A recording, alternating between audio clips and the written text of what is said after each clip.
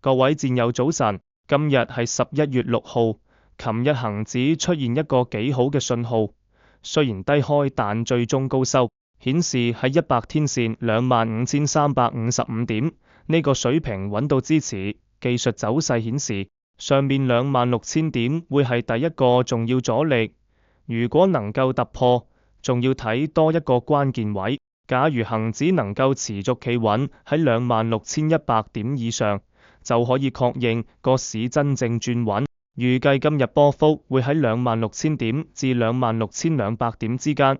策略上建議可以分段吸納，但要嚴守止蝕。升近26,200點可以考慮部分獲利，最重要係睇實26,100點呢個企穩信號。記住，而家係關鍵時刻，要一步一步睇實個市點走，快啲 save 低呢個分析，同班戰友一齊捕捉轉勢機會。